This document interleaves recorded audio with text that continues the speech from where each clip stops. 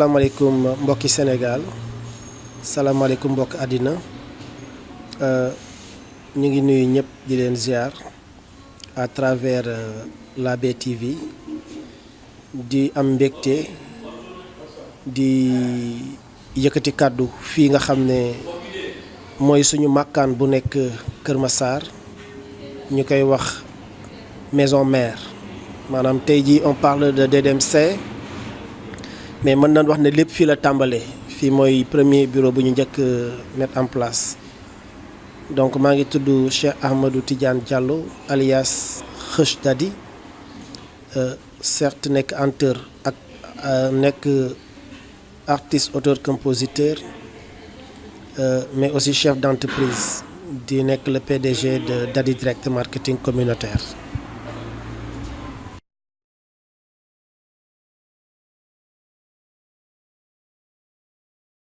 waaw tey comme ni nga ko xamee on est le 1er mai muy fête du travail ñun aussi ñu daje woon fii au niveau de DDM 1 pour mën a fêter la fête mais à notre manière maanaam sargal ci ñi nga xam ne on les appelle les entrepreneurs et stagiaires nga xam ne ñu ngi tàmbali woon ci mois de janvier ci concept bu bees bi Fier tey ñu nekkoon juróomi personnes yoo xam ne ñoom lañ doon nommé pour ñu jàll à l'étape 2 maanaam ñu nekk ce qu'on appelle des adjoints managers. Donc parmi ces personnes il y a 2 éléments de DDM Soprim, il y a aussi 3 éléments de DDM Kër Massar. Parmi ñoom il y a Martine Senghor, il y a Khady Top, il y a Mati Babou. Voilà, donc ñoom lañ doon nommé tey comme fête du travail la ñun ñu feetal leen aussi defal leen nomination bi mais aussi mu considérer lancement du nouveau marque Dadi Énergie. Donc tey moo nekk premier lancement bi nekk aussi un produit boo xam ne suñu label moo ko produire war ko distribuer à travers le concept Fier. waaw comme nuñ ko waxee Dadi Direct Marketing date depuis longtemps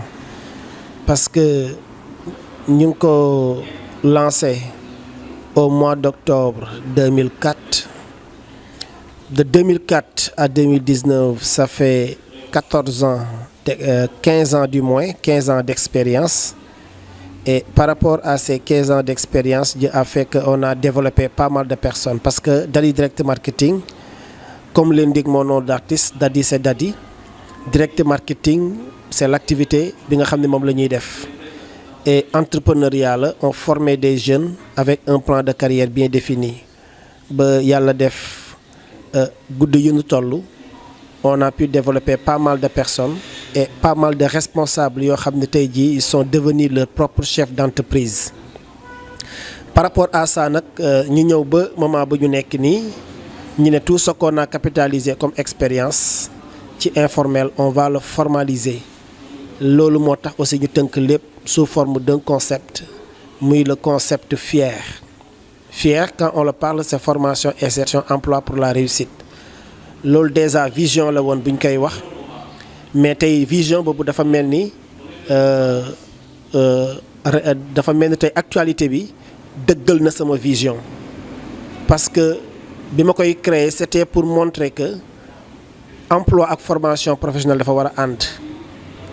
parce que boo amul formation mënoo am emploi donc moo tax ci cadre ñun suñu concept bi ñu fexe ba mettre en place benn institut de formation professionnelle bi ñu IFP DDMC mais aussi am benn réseau de distribution en marketing boo xam ne les étudiants dañ ciy mën di liggéey di am ay retombées financières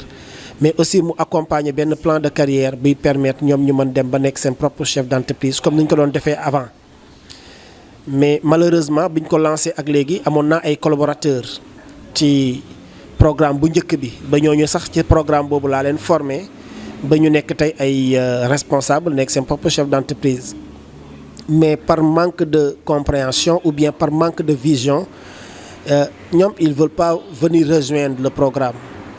Mais ça ne nous a pas empêché aussi de continuer le programme parce que yaa ko gisandoor sa bopp tey vous avez vu la salle il y avait plein de monde et c'est une groupe la boo xam ne il est derrière nous pour pouvoir quand même faire un travail pour aller de l'avant. Donc ñu commence nag teg ay jéego yu bari ci li nga xam ne moom moo dellu ci programme boobu nga xam ne moom mooy le programme FIER. Donc li may wax nag tey actualité dem na ba dëggal ñu ko mooy bu ñu xoolee remaniement ministériel bu bees bi pas remaniement du moins c'est-à-dire formation gouvernement bu bees bi da ngay gis ne formation professionnelle ak emploi dañ ko jël boole ko ci benn département moom la ñu dénk monsieur Dame Diop. Donc muy wane ni rek donc vision boobu ñu amoon tey jii même le président de la république même vision boobu la am te loolu moo tax mu aligné mbir mi. Donc loolu mu tënk programme FIER tey aussi ñu war a lancer option extérieure bi parce que dañuy faral di wax ne il faut s'enraciner avant de s'ouvrir et Dieu a fait que ku def 14 ans d'expérience voire 15 ans mën nga jàpp ne enraciné wu nga donc war nga mën toll maintenant ci niveau boo xam ne di nga créer ouverture moo tax ouverture boobu dañuy am ay éléments permanents yoo xam ne ñoom dañuy xëy si tous les jours mais à l'extérieur aussi on peut avoir des éléments yoo xam ne ils sont pas permanents mais ils vont bénéficier sur l'activité génératrice de revenus de même que aussi ils vont bénéficier sur des formations yi leen mën a allouer gratuitement.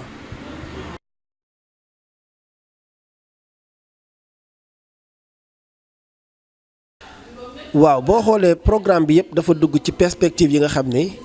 Dadi direct marketing communautaire am na ko parce que bu ñu migrer vers une société par action simplifiée pour dëggal li nga xam ne moom mooy le programme FIER formation insertion emploi pour la réussite nga xam ne comme suñu slogan nu mu koy waxee devenez riche à un temps record et soyez fiers de votre réussite. Donc loolu noonu dafa am lu nga xam ne moom moo ko dëggal lu ko dëggal mooy ci biir liggéey bi ak plan de carrière bi ñu lay proposer dañu teg ay structures yoo xam ne moom mooy ñëw ŋànk loolu tey boo jëlee exemple wax naa sànq IFPDMC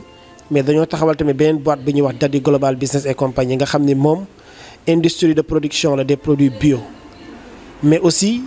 day yëngu ci wàllu bay ce qui veut dire que léegi chaîne de production bi yëpp dañ koy jéem a def dinañ jël ay ndaw yoo xam ne ci wàllu culture ci wàllu cultivateur ci wàllu agriculture la ñuy yëngu maanaam dañuy bay bu ñu béyee tamit loolu noonu ñu béy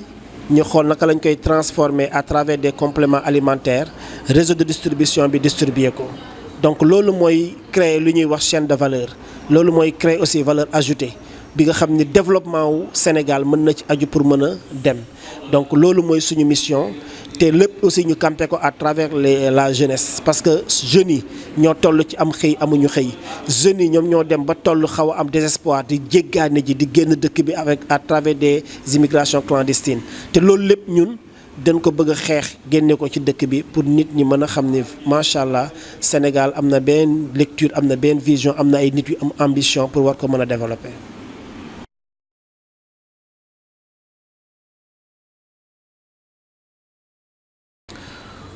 waaw bu ñu waxee bu ñu xoolee depuis la création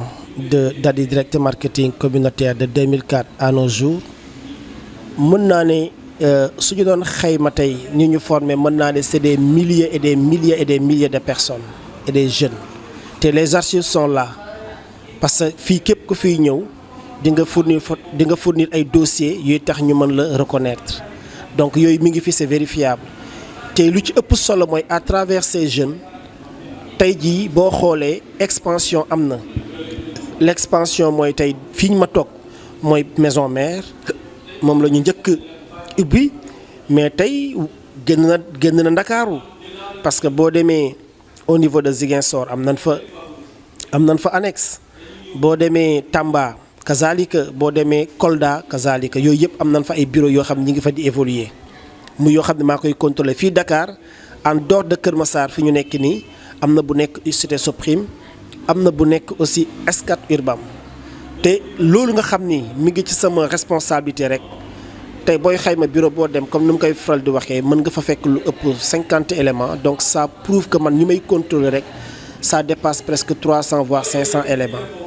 te boo génnee ci ñooñu ñi nga xam ne nag tey mën naa ne ñoom seen fii la ñu génnee DDM la ñu génnee ba tey ñoom ñu yor seen propre entreprise donte sax nekkuñu ci biir programme FIER bi mais mënuñu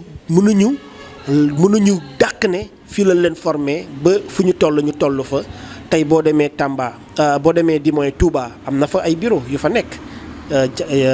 Diourbel fële Mbacké ak Touba boo demee Kaolack am na fa boo demee tamit Dakar fii am na fii Kër Mbay Fall am na Kër Massar fii tamit beneen bureau Cité Soprim tamit booru Padoua bi en face police bu fa tamit am na beneen te ñoom ñëpp aussi fii la ñu génnee donc ce qui veut dire que ñun ñi ngi contribuer bu baax ci emploi des jeunes fii ci biir dëkk bi donc ce qui veut dire que vraiment suñu waar ñun ñu ngi koy béy et xaaruñu parce que vision bu ñu am moom mooy waruñu bokk ci ñi nga xam ne dañuy wax lan la sama réew def pour man mais ñun dañu war a wax lan la ñu def pour suñu réew.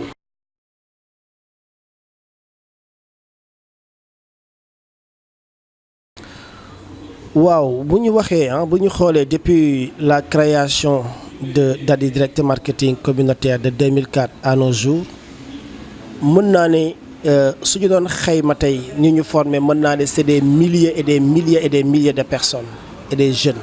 te les archives sont là parce que fii képp ku fiy ñëw di nga fournir ay dossiers yuy tax ñu mën la reconnaître donc yooyu mi ngi fi c'est vérifiable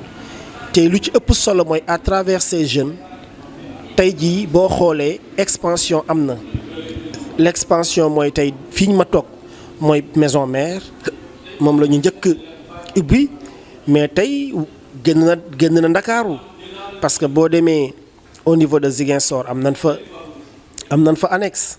boo demee Tamba kazalika boo demee Kolda kazalika yooyu yëpp am nañ fa ay bureau yoo xam ñi ngi fa di évoluer mu yoo xam ne maa koy contrôler fii Dakar en dehors de Kër Massar fi ñu nekk nii am na bu nekk Cité Soprim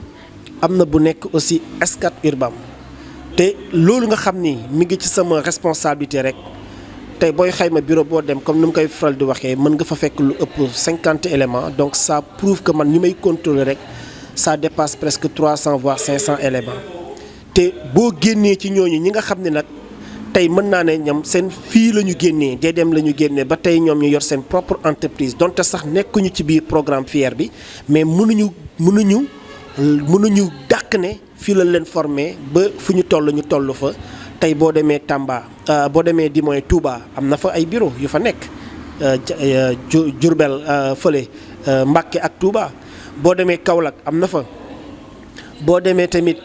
Dakar fii am na fii Kër Mbay Fall am na Kër Massar fii tamit beneen bureau Cité Soprim tamit booru Padoua bi en face police bu fa tamit am na beneen te ñoom ñëpp aussi fii la ñu génnee donc ce qui veut dire que ñun ñi ngi contribuer bu baax ci emploi des jeunes fii ci biir dëkk bi donc ce qui veut dire que vraiment suñu waar ñun ñu ngi koy béy et xaaruñu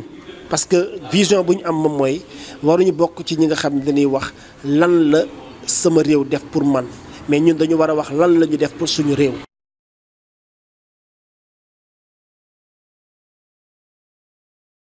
waaw mot de la fin xanaa rek di sant di gërëm ñëpp ñi nga xam ne malgré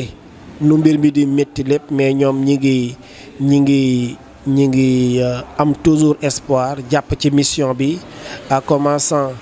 par ñi nga xam ne ñoom ñooy la direction des ressources humaines muy ñi nga xam ne mooy ADRH yi ak DRH yi ñu nekk Dakar comme aussi ñu nekk Tamba ñu nekk Ziguinchor ñu nekk Kolda bàyyuma kenn fii y a 2 Amazones la directrice Khadijatou Souaré de même que aussi Soukayna Lo à Tamba y a un autre DG autonome muy monsieur Diago ak benn ADRH donc Ziguinchor y a monsieur Sonko bi fa nekk Tamba Kolda aussi y a Bamba donc fii ma nekk nii y a monsieur Bamp ki mu fi nekk donc ñoom ñëpp ñu ngi ciy jàpp di liggéey mais aussi j'ai des personnes de ressources de l'extérieur yoo xam ne ñu ngi ñëw apporter seen touche ci liggéey bi je prends l'exemple de monsieur Badji qui est le DG chargé des affaires juridiques mi ngi fi di daan dooleem y a aussi monsieur Kandé qui est le docteur xam nga y a aussi monsieur Mamadou Sow qui est le professeur en développement personnel sans oublier aussi Awadi le directeur de BTV vraiment moom tam mi ngi jàpp ci liggéey bi wax ni rek vraiment ñun ñoo bokk mission et nous sommes tous des jeunes te am na loo xam ne mi ngi suñu kanam war nañ def suñu kéemtalaay kattan pour loolu nekk ak ndam encore une fois. donc loolu laa bëggoon tëjee di sant ñëpp di gërëm ñëpp particulièrement aussi di dédié à ma maman encore une fois merci.